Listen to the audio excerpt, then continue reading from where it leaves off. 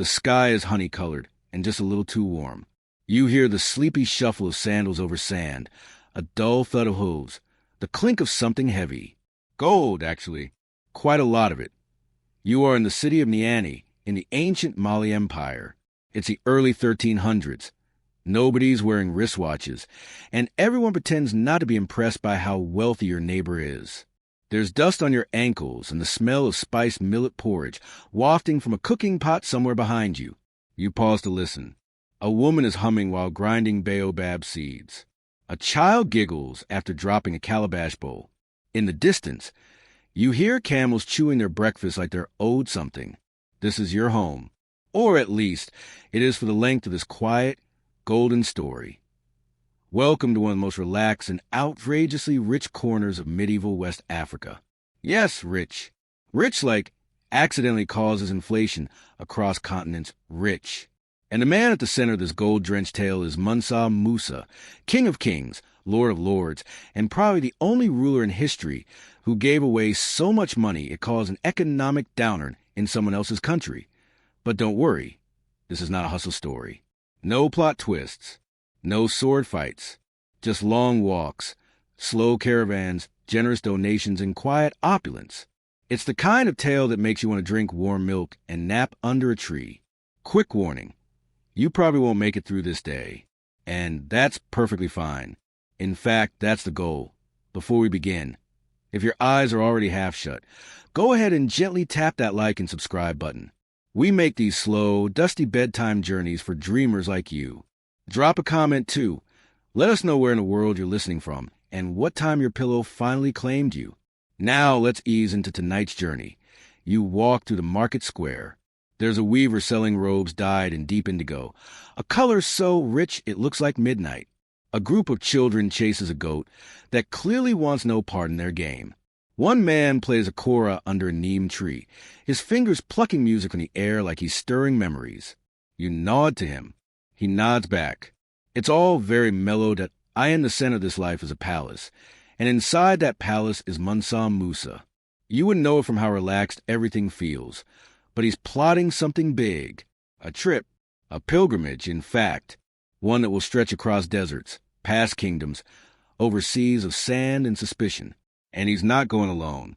100 camels, thousands of servants, several wives, a retinue so large it needs its own zip code, if zip codes existed. It's not subtle, but then again, neither is gold. Here's your historical fact of the night. Mansa Musa's pilgrimage to Mecca in 1324 was so extravagant. He reportedly gave away so much gold that the price of gold collapsed in Cairo and didn't recover for over a decade. Some say he traveled with 60,000 people. Others say it was closer to 12,000. Some even suggest his camel count was exaggerated by jealous traders. Historians still debate whether the numbers are accurate or just shimmering tales spun by travelers with too much time and too much wine. You rest near a pile of dates under a straw canopy and think about the sheer logistics. Feeding that many mouths. Hydrating that many animals. Keeping everyone's sandals paired up. You imagine the court steward, quietly screaming into his cushion point one obscure cultural tidbit. In the Mali Empire, storytellers called griots were considered living libraries. They remembered kings, bloodlines, harvests, and weather patterns. They probably also remembered who forgot to feed the camels. You sip from a wooden bowl of sweetened hibiscus tea. Someone snores softly nearby. Life, you realize, is quite good when you're surrounded by sunlight, soft cloth, and a king who gives away gold like it's mangoes in season. And the journey? It hasn't even started yet. The morning of departure tastes like anticipation and dry throat. Dust rises with the first camel, and you squint at the horizon like it owes you an apology. You walk beside the caravan, sandals whispering against the sand. Behind you, Niani begins to disappear. First the tips of mud brick homes, then the voices, then finally the scent of frying okra and smoked fish. Ahead, the Sahara, long stretches of nothing, then a bit more of that nothing, and eventually a few dramatic date palms pretending they're not lost. The camels grunt. You get the feeling they've unionized. They carry silk, food, servants, and above all, gold. Bags of it, bars of it. Some say even dusted onto clothes like glitter, at a birthday party nobody wanted to host. Mansa Musa rides quietly, not on a golden throne, despite the rumors. Just a simple horse, perhaps a little smug-looking, flanked by banners, guards, and a man fanning him slowly as though heat were something personal. Here's your historical fact for this leg of the journey. Mansa Musa passed through the famed city of Timbuktu before setting out across the desert. At the time, it was already an emerging center of Islamic scholarship and trade, but after his pilgrimage, he would turn it into a world-class hub of learning. Still, in this moment, the only scholarly activity is figuring out how to keep your water skin from leaking, and wondering which camel keeps making that suspicious burping sound. You share a meal of dried meat and millet cakes. It's not glamorous, but it's fuel. Someone nearby attempts a joke about getting sand in their sandals. No one laughs, because everyone has sand in their sandals. It's less a joke and more a sad, scratchy truth as the sun climbs. You pass through a village where children stare wide-eyed at the caravan. You overhear someone whisper that this king, your king, is so generous. He once freed slaves he had never even met. Is it true? Probably. Maybe. Historians still debate whether Musa's wealth made him unusually kind, or just better at public relations, that a little boy runs up and gives a camel a flower. The camel, predictably, eats it. You trudge onward. A donkey passes you, looking judgmental. Its owner offers you a fig with one hand and swats at flies with the other. The landscape changes slowly. You start to see clusters of thorny acacia trees and hear flutes in the wind. The music is a comfort, like a reminder that people live even in this shimmering nowhere. Here's your obscure cultural tidbit. Travelers of the Mali Empire often wore protective amulets called gris-gris, filled with verses of Quran or old family prayers. Superstition and faith neatly stitched together. You have one around your neck. It's warm from the sun and your skin. You run your fingers across the leather pouch and let your mind wander. The day stretches. The sun refuses to be subtle. Someone offers you shade under a cloth canopy tied between two particularly patient camels. You accept, because resistance is a sweaty LIPY evening. The stars arrive like old friends. Someone lights a small fire. There's talk of Cairo, of Mecca, of the sea. For now, though, there's only tonight. A bowl of lentils. A flatbread still warm from the coals. The laughter of strangers you're starting to recognize. You lie back against a rolled-up saddle and feel the desert cool. The camels chew softly. The sky breathes. The journey continues slowly, endlessly, like a lullaby told in footsteps and dry wind. And sleep? It's just around the bend. Morning comes not with a bang, but with a scratchy yawn and the sudden realization that you've slept through at least 4 camels arguing over hay. You blink into the gold-dusted light, stretch, and nearly knock over a servant offering you a bowl of warm milk and honey. You thank him with a nod. Words feel too heavy this early. The caravan is already humming. People brushing off blankets, camels being coaxed out of their dreams, pots clinking with breakfast preparations.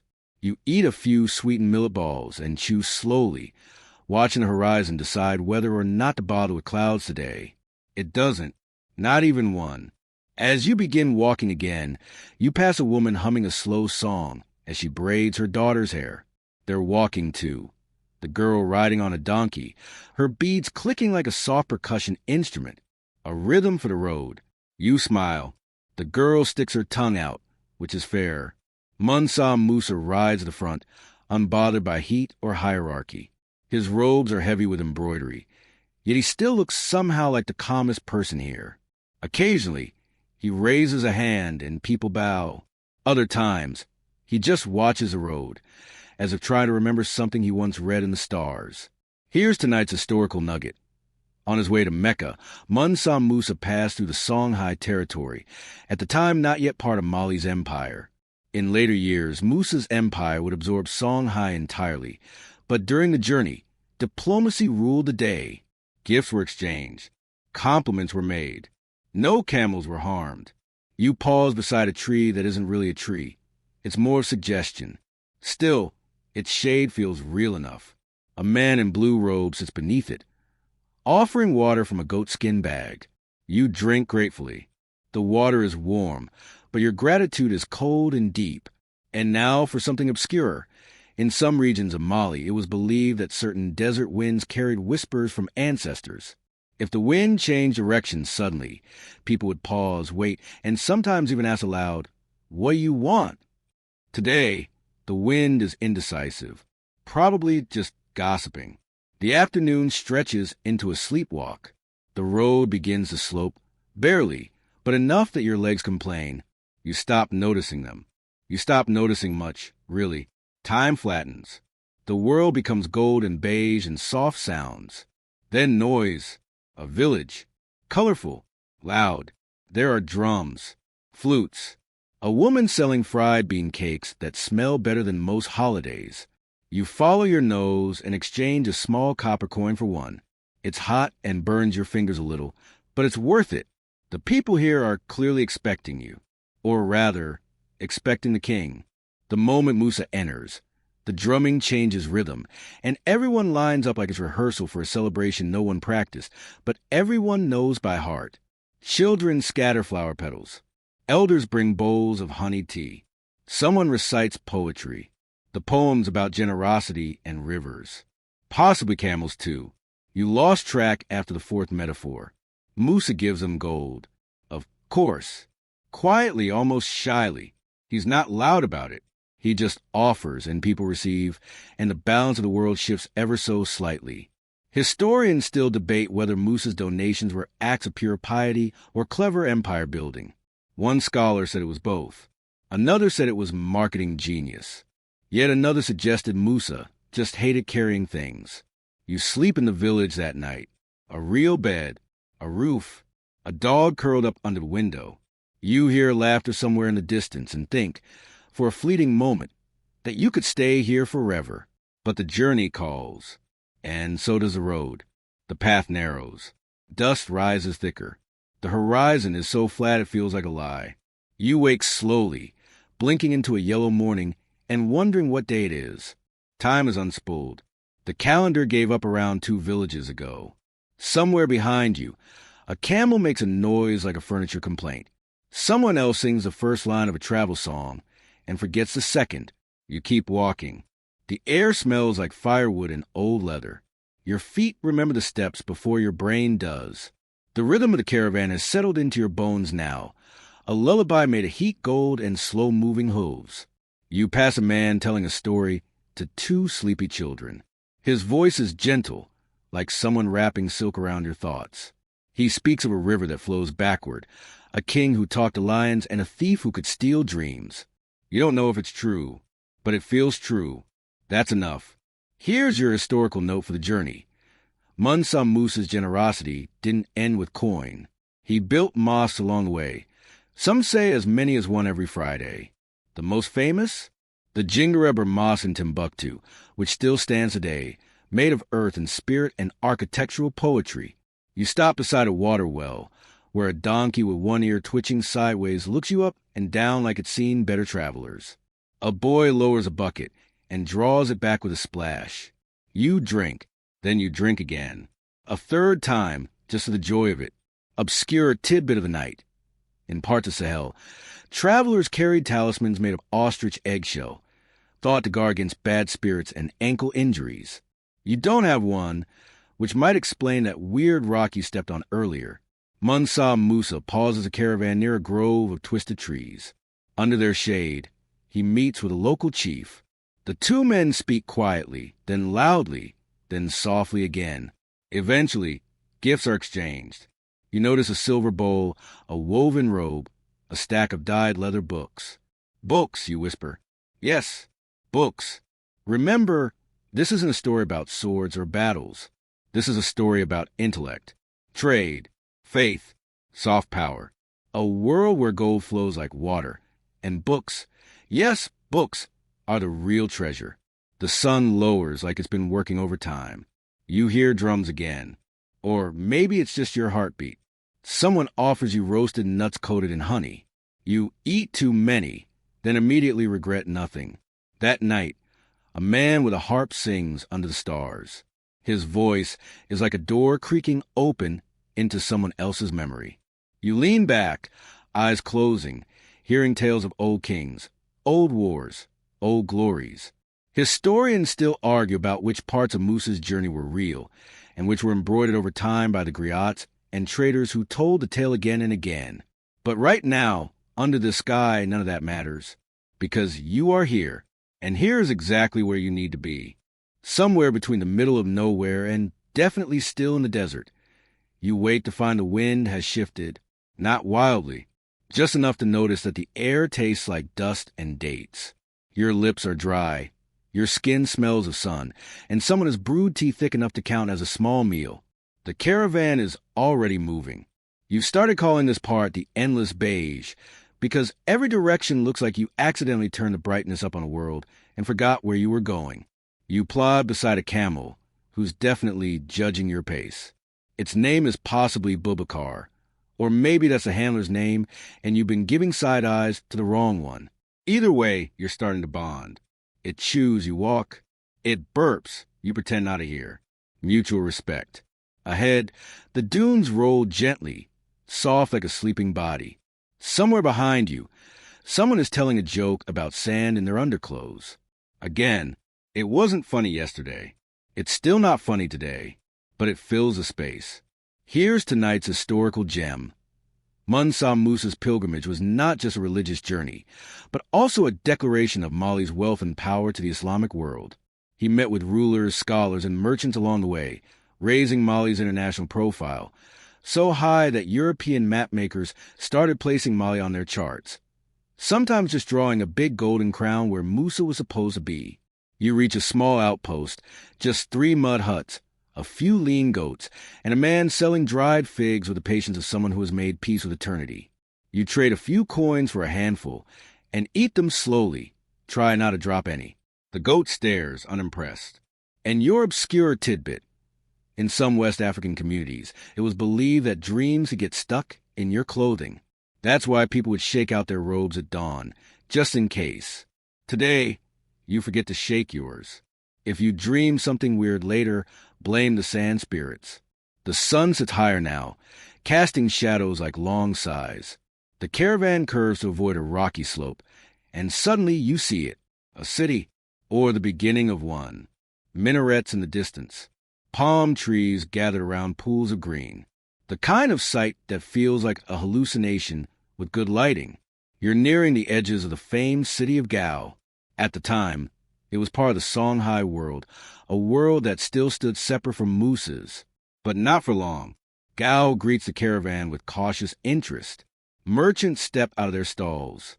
Children peer from behind reed screens. You walk quietly, sensing the shift. This is a place of pride, a place that knows its worth. Mansa Musa dismounts, something he rarely does in public, and walks with the local governor, both of them moving slowly, talking with practiced charm. You notice how everything about this visit is gentle, measured, a whisper, not a shout. Some say Musa's ability to build alliances was his greatest gift. Others say it was his bank account. Historians still debate whether his generosity stemmed from humility or strategic brilliance dressed in a gold robe. That night, the fires are few and the stories are quieter. You sleep on a woven mat beneath a canopy, lulled by the sound of camel breath and the occasional hiccup from someone who definitely ate one too many fig cakes. The stars above are wide awake.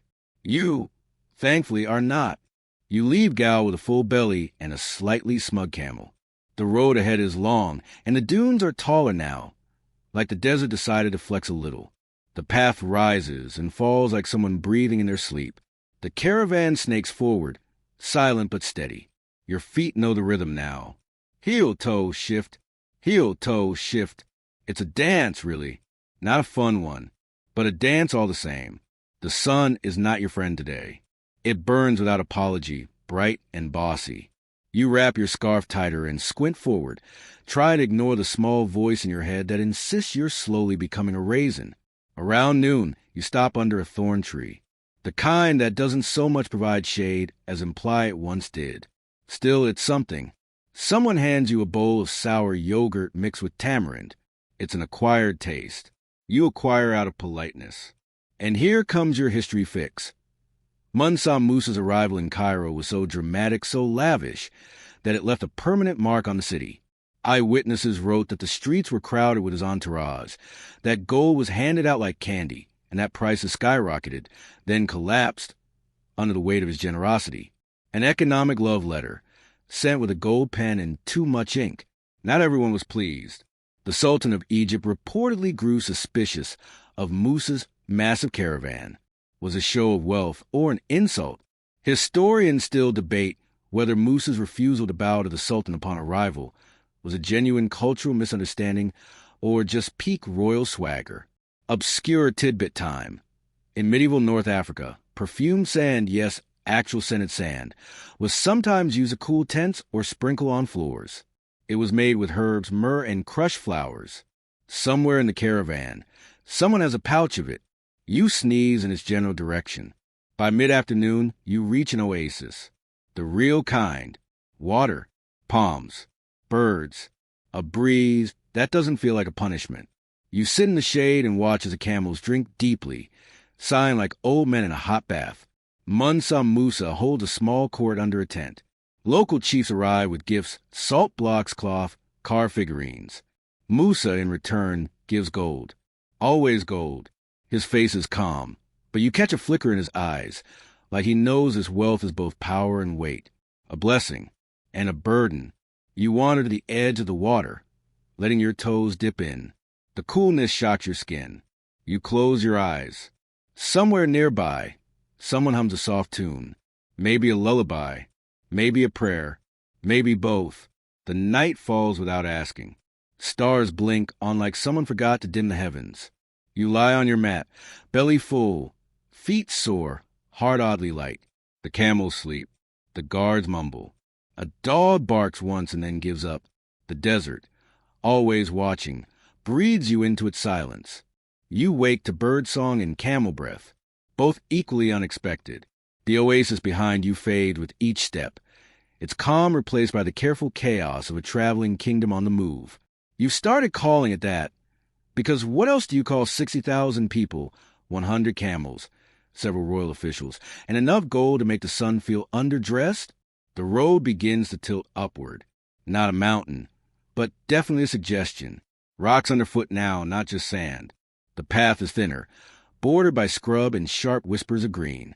Someone stumbles and curses softly, in a language you don't speak, but you feel the emotion loud and clear. Mansa Musa rides at the head again. His robes are the color of burnt saffron today, heavy with stitching, light with wind. He barely looks tired. You wonder if he sleeps. You also wonder if he sweats. No one has seen either. Today's historical whisper. When Musa entered Cairo in 1324, it wasn't just the citizens who noticed. Scholars and diplomats recorded his wealth, generosity, and presence in official chronicles. The historian Al-Amari described Musa's splendor decades later with near reverence, calling him the most generous man on earth. One suspects even the camels were a little impressed. You pause to drink water from a carved wooden bowl. The water tastes faintly of smoke and leaves. You pretend not to mind. As the day rolls forward, the caravan crosses a small stone bridge, more of a suggestion than an engineering triumph. Beneath it, a narrow stream gurgles like it's trying to remember a bigger river it used to know. Your obscure cultural tidbit. In parts of Mali, royal horses were perfumed with oils made from shea butter and aromatic tree resin. Not for vanity, though let's be honest, probably a little bit, but for ceremony. You're not close enough to sniff Musa's horse. Probably for the best. At midday, the heat becomes philosophical. Everything slows, even the wind. A boy offers you a salted date. You thank him and chew it slowly, pretending it's something more exciting, like cake or air conditioning. Then the hills rise. Cairo is still far, but the world begins to feel different. Trade routes tighten. You pass more travelers now, merchants, pilgrims, scholars. They stop, they stare, some even bow. Not to you, of course, but being near someone bow-worthy has its perks. You catch whispers. That's him, the king from the south. Gold like water. You wonder how the stories will grow once this journey is finished. You wonder what parts will be true Historians still debate how much of Musa's fame was spread by word of mouth versus official record. Some say it was traders who carried his legend to Europe. Others say it was the cartographers, desperate for stories to fill their blank maps. Either way, a king from West Africa had stepped into the imagination of the world. You rest that evening under a rocky ridge. The stars arrive early like gossip. Someone starts a song but forgets the words halfway through and replaces them with a hum. It works. You sleep with your shoes under your head and a rock in your back. Somehow, you still drift off. You've lost track of how many days it's been. The road is familiar now, like a long story you've read too many times. Each step folds into the next. You hear less. You see more. The sound of camel bells fades into the wind, and even your thoughts begin to speak in whispers. The air has changed again. Drier, crisper, and filled with smells you can't quite name. Dust, yes, but also fire, food, something metallic. You're closer to Cairo, closer to something big. Mansa Musa's caravan grows quieter. Strangely, not out of fatigue, but focus. There's a kind of reverence now. You're no longer just crossing a desert. You're approaching the heart of a continent's crossroads. Here's your historical dose. Musa's entrance into Cairo was recorded in 1324 during the reign of Sultan al-Nasir. The Sultan initially expected Musa to bow before him, as custom demanded. But Musa, polite, diplomatic, and extremely rich, declined. Not out of pride, he claimed, but because his religion forbade bowing to anyone but God. The Sultan eventually forgave the breach, possibly after seeing the gifts. The city rises in the distance, towers, domes, minarets poking through the haze like old friends returning from dreams. Cairo, capital of the Mamluk Sultanate, pulsing with life, trade, scholarship, and more tea than one could ever reasonably drink. Obscure tidbit of the day. In 14th century Cairo, ice was a luxury item, brought down from the mountains and stored in underground chambers called serdabs. It was used for drinks, medicine, and occasionally very confused cats. You pass through the city gates. The streets part like water. People pour out of alleys and archways. Merchants leave their stalls. Children climb onto rooftops. The sight of gold-laced banners, jewel-toned robes, and camels stacked with treasure has turned the city into an open-air concert of curiosity. You feel underdressed. Musa stops his caravan just outside the central mosque, his face unreadable. He dismounts, walks forward, and greets the crowd not with a speech, but a gesture, a single open hand, palm forward, a sign of peace. He speaks little, but his generosity does the talking. Gold is gifted to the poor, coins handed out like fruit, carpets bought and re-gifted, silk robes exchanged for scrolls. You watch a beggar kiss Musa's hem, and then quietly walk away, pockets fuller than his voice. And Cairo notices. Banks record the flow of coin. Prices wobble. Trade routes pulse. For weeks afterward, the city's economy wobbles on its golden heels, unsure whether to thank him or beg him never to come back. Historians still argue how long the inflation lasted. Some say 12 years. Others claim longer. But one fact is certain, no one forgot him. You, meanwhile, find yourself leaning against a mosaic tile fountain, listening to water that sounds like laughter. A local woman hands you a honey-soaked cake. You don't ask why. You just eat. That night, in a borrowed bed within a cool stone chamber, you dream of domes and coins and endless road. And when the muezzin calls for dawn prayers, you barely stir. Because the story, like the gold, still has miles to go. Morning in Cairo feels different. The light filters through colored glass, dappling the walls like gentle confetti. The sounds are sharper, more layered. Hawks overhead, merchants calling, the low boom of a drum from across the river. You sit up slowly, confused about where your sandals are and whether it matters. Your room smells of rose water and warm bread. Someone has brought you breakfast. You don't know who.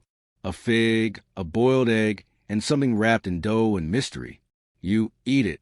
You regret nothing. The city outside is busy but not frantic. People have adapted. They've started calling Mansa Musa the Golden King. Not to his face. Probably not even to his camel's face. But the title is spreading, slipping through alleyways like gossip and fresh bread. Your historical tidbit for the morning. During his stay in Cairo, Musa met with scholars from Al-Azhar University, one of the oldest centers of Islamic learning in the world. His discussions there, quiet, polite, possibly over tea, influenced his plans to establish more centers of scholarship back in Mali. Knowledge, he believed, was a treasure greater than gold. Though, to be fair, he brought both. You walk through a crowded marketplace where vendors sell everything from saffron to scrolls, anklets to astrolabes. A monkey on a leash tries to steal your headscarf. You win barely. Musa moves through the city with a calm gravity. He prays at the mosque of Sultan Hassan. He speaks softly with judges, scribes, mystics. He donates to orphanages, to scholars, to the very idea of Cairo itself. At some point, he buys so much in the gold markets that the prices collapse like a tired camel. Oops. Historians still debate whether Musa realized the full economic impact of his generosity, or if he simply saw wealth as water, meant to be poured freely, not hoarded in dusty pots. Either way, the damage, if you can call it that, was gilded, generous, and slightly awkward. You duck into a side street where a boy offers to shine your sandals. They're dusty again 10 steps later, but he's proud of his work. You pay him with a coin too shiny for his pouch. He runs home, yelling about luck. Obscure cultural tidbit. In medieval Cairo, public bathhouses, called hammams, weren't just for hygiene. They were social hubs, spiritual purifiers, and the ancient world's version of catching up over coffee. The steam, the scrubbing, the gossip, none optional. You visit one. The marble is warm. The water smells faintly of mint. A man scrubs your back like it owes him money. You leave feeling like a sun-warmed stone. That night, there's music outside your window. Strings and flutes, laughter, the clink of copper cups. Someone dances barefoot across a courtyard. Someone else burns frankincense in a slow spiral. You lie down on clean cotton sheets, your thoughts drifting like grains in a desert breeze. You think, maybe gold isn't the most powerful thing a king can carry. Maybe it's this, the soft hush of a grateful city at rest. You leave Cairo quietly. No parades, no fireworks, just sandal feet, yawning camels, and a lingering sense that the city hasn't decided if it's sad to see you go or relieved that its economy might finally stabilize. The road east is flatter, more worn. Traders pass you in the opposite direction, asking questions in 3 languages. Is it true, they ask, the king of gold? The man who ruined prices with kindness. You nod, though you're not sure they're listening. They're already imagining their own versions of him. The Nile appears, slipping alongside the caravan like a polite bodyguard. You follow its curve, the water wide and slow. Palm trees line the bank. Fishermen cast nets without looking, like memory is doing it for them. Here's your historical anchor. Mansa Musa continued on from Cairo toward Mecca, the holiest city of Islam, fulfilling the purpose of his pilgrimage, the Hajj. His caravan is believed to have included scholars, architects, and artists he met along the way, some of whom would return with him to West Africa. This was not just a journey of prayer. It was a talent acquisition tour with spiritual overtones. As you walk, a scholar rides beside you. He reads from a leather-bound book in soft Arabic, every word curling like smoke. You don't understand, but the rhythm settles into your bones. Musa recruited this man to help build libraries in Mali. Not palaces, libraries. Obscure detail for today. In some Islamic communities during this era, pilgrims returning from Hajj were honored with the title Haji and expected to act as moral guides in their communities. Basically, once you made the trip, people assumed you knew things. No pressure. You pause for rest in a village with mud-walled homes and a courtyard full of birds. A woman makes you a dish of lentils, rice, and lamb fat. It smells like sleep. You eat, then promptly fall into a nap that feels like it's been scheduled for weeks. Later, the road rises gently.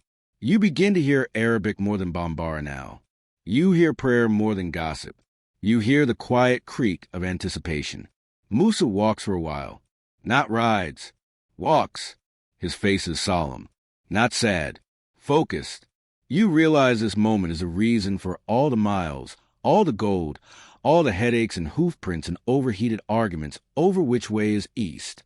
Historians still debate whether Musa's pilgrimage permanently reshaped West Africa's religious identity, or merely accelerated a process already in motion. Either way, his devotion was real and visible. You reach a mosque at sunset. Not Mecca yet, but close. The call to prayer rises. People bow. You bow. Even the camels look briefly reverent. That night, you camp under stars so bright they look awake. You curl under a wool blanket and listen to someone reciting verses from memory. You don't understand the words, but the tone, the calm, the reverence, that's all you need. The sky this morning is a pale silver, the kind of light that doesn't fully commit to being either dawn or day. You stretch, groan, and sit up next to a camel who seems to be judging your sleep posture. The camp is quiet, not sleepy, just hushed, like everyone senses something important on the horizon. The servants move more carefully. The guards clean their spears, even though no one expects to use them. Mansa Musa sits beneath a tree, reciting verses, his voice slow and soft, like someone drawing lines in sand. You eat a handful of almonds, dry dates, and something that might be cheese, but might also be a practical joke. You chew it anyway. Today is the day. You approach Mecca. You've heard stories your whole life, of the white stones, the eternal circle, the prayers that ripple like water from every part of the earth. You don't expect answers, but you do expect quiet, and perhaps something like peace. Here's your historical detail to carry with you. Mecca was and remains the most sacred city in Islam. At the time of Musa's pilgrimage, it was part of the Mamluk Sultanate and managed by religious authorities who oversaw the safety and rituals of the Hajj. For Musa, the journey was more than royal optics. It was a pillar of faith. He could have sent representatives. Instead, he walked. As you draw closer, the roads become busier. Pilgrims from Persia, Yemen, Syria. Some carry prayer beads. Others walk barefoot. You hear Turkish, Farsi, Hausa. You hear songs and verses and the sound of sandals slapping dust like soft applause. You pass a small merchant stand where an old man sells prayer rugs, water skins, and what appear to be caramel-covered almonds. You buy one, just one. It sticks to your teeth and your soul. Mansa Musa changes garments. White robes, plain, humble. The embroidery is gone. No gold, no entourage. Just a man among many, drawn toward the same sacred center. Obscure tidbit for the evening. It was traditional for some African pilgrims to wear special wooden sandals carved in their home regions, both a symbol of origin and a functional keepsake. If your feet could talk, they'd be writing complaint letters, but they'd also admit they feel proud today. The caravan slows as you approach the city. Everything narrows. The sound of recitation, soft and constant, weaves through the air like thread through cloth. You breathe in spice, sweat, and something else. Maybe reverence. And there it is, the Kaaba. You stop breathing for just a moment. Then you exhale slowly, as if releasing the weight of the whole journey. People circle it, clockwise, steady as planets. You join them. You don't speak. Neither does Musa. Historians still wonder how many people truly grasped what they were witnessing that day. A West African king, known for opulence, walking quietly, barefoot, in the humblest of garments, hand on heart. You sleep that night under the stars outside Mecca, on soft sand and hard truth. The moon overhead looks different somehow. Not brighter, just closer. You've arrived. The days in Mecca blur, like dreams remembered in pieces. Each morning begins with prayer. Each night ends with quiet. Mansa Musa performs all the rites of Hajj, circling the Kaaba, walking between Safa and Marwa, standing on the plains of Arafat. He fasts. He gives. He kneels, not as a king, not as a legend, just as a man seeking peace. And maybe something greater than peace, alignment. You follow, not always directly, but nearby. His humility isn't loud, but it draws attention in a world used to hierarchy. The same scholars who watched him flood Cairo with gold now watch him sleep on a mat, whisper verses, and carry his own water. Your historical bookmark today. The Hajj is one of the 5 pillars of Islam, obligatory once in a lifetime for all Muslims who are physically and financially able.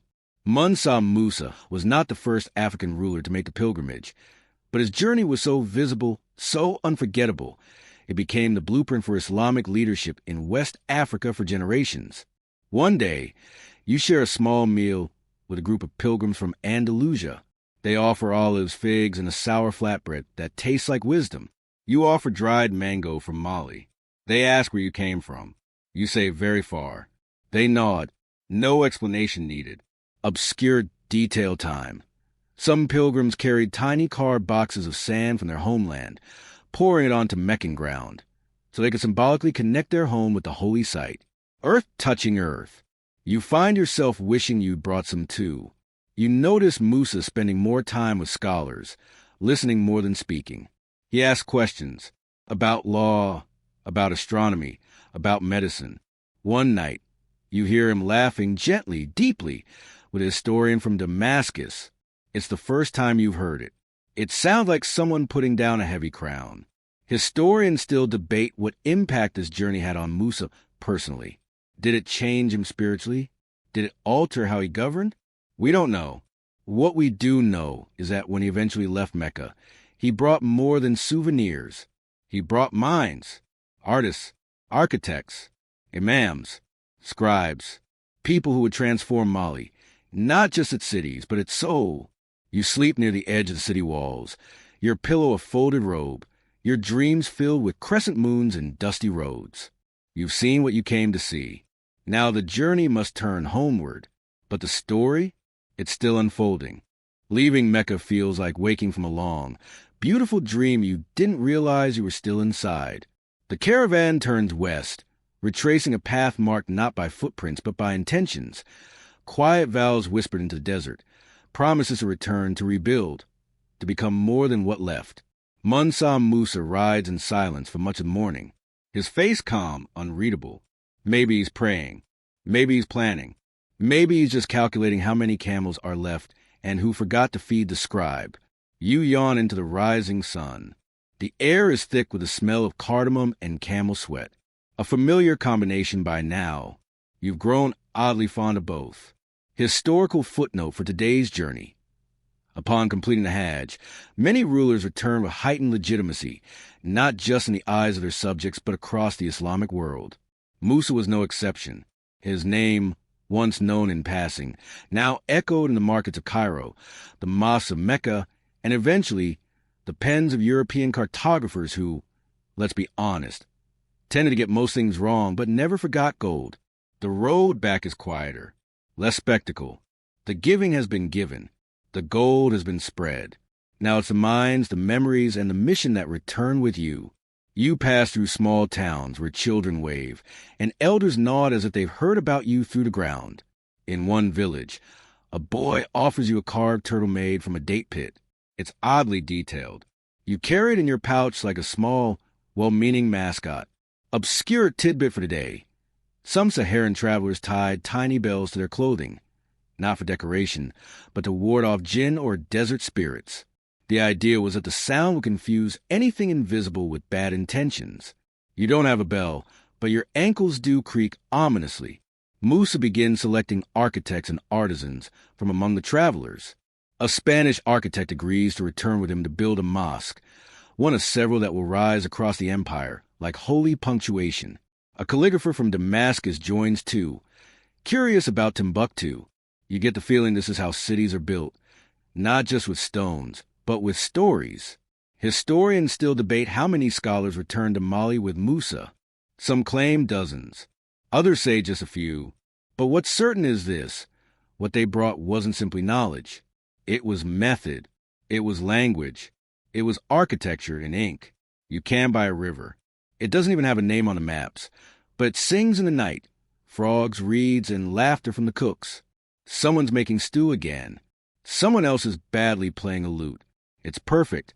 You sleep with your hands under your head and dreams under your breath. The road home no longer feels long. It feels like purpose. Home creeps into view not with trumpets, but with familiar smells. Smoke from shea wood, spice grains, the scent of your own sweat, somehow now nostalgic. You're not back in Mali yet, but close. The land grows more generous, the air less sharp. The caravan moves with a mix of relief and restlessness, like people return from a long story only to find a new chapter waiting. You walk past Musa as he's speaking with a scholar from Mecca. They're discussing time. Not clocks, philosophical time. Cycles, calendars, creation. You catch one phrase, what we build must outlive us. Today's golden nugget of truth. Upon returning, Mansa Musa began what some call a golden age of West Africa. He commissioned mosques, libraries, and schools, particularly in Timbuktu.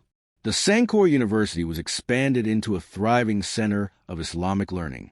It said that in its peak years, Timbuktu housed over 25,000 students. That's more than the number of camels you've counted this entire trip, and you've been counting. You reach a border village. The elders are waiting. They bring cola nuts and songs. A group of girls perform a welcome dance, bare feet tapping dust like soft drums.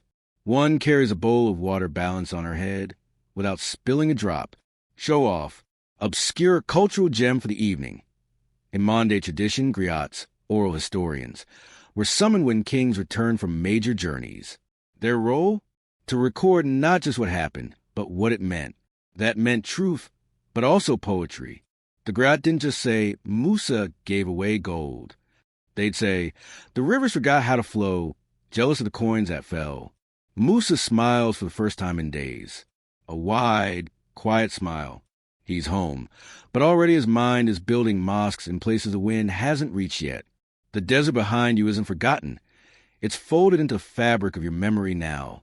A warm, sandy layer stitched between songs and dates and sandals that definitely need replacing. Historians still discuss how much of the Mali Empire's strength came directly from Musa's pilgrimage. Was it the gold, the scholars, the symbolism? Possibly all three. Possibly none. Possibly just that he walked so far. Others followed without knowing why. That night, as you settle onto a woven mat near the edge of the village, the griot begins to speak. Not loudly, not urgently, just enough to say, he went east with gold and returned with light. You sleep without realizing you've closed your eyes. And the stars? They lean in closer. The final stretch is not dramatic. It's quiet, familiar. The caravan passes back through villages that once gawked and whispered. Now, they nod knowingly, the way people do when a mystery has become a memory. Mansa Musa rides slower now, not out of fatigue, but consideration. The gold has thinned, not vanished, of course, but less paraded. He doesn't need it to speak anymore. Children gather near the roads, older than when you left. A girl waves at you with both hands, unaware that one of them is still holding a spoon. You wave back. You don't need a reason. Here's your final historical anchor.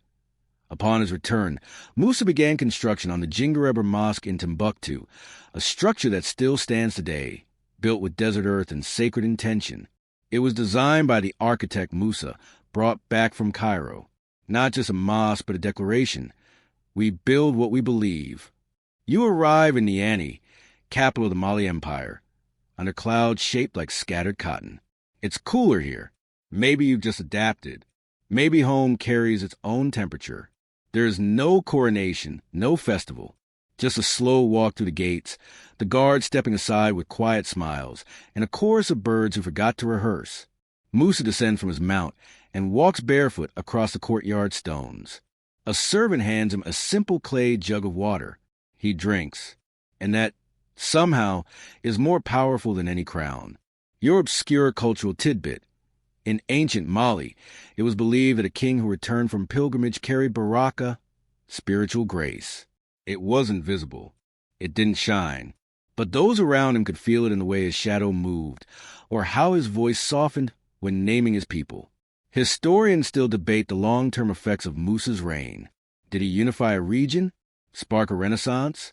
Inflate a dozen economies into a golden bubble? Perhaps. But what's clearer, what stays etched in both scroll and sand, is this: he walked, he prayed, he gave, and then he came home with more than he left. Final wind down 300 words. And now, The journey slows. The desert behind you curls into memory, the gold tucked away in stories told around quiet fires. The roads have gone silent.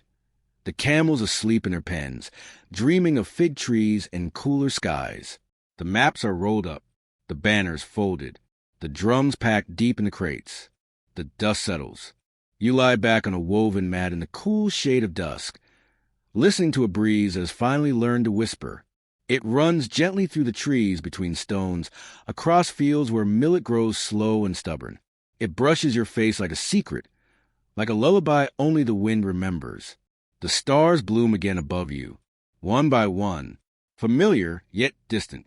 You trace their constellations with your eyes, not needing to name them, just knowing they're there, unchanging, eternal, watchful. Your body sinks. Your breath softens.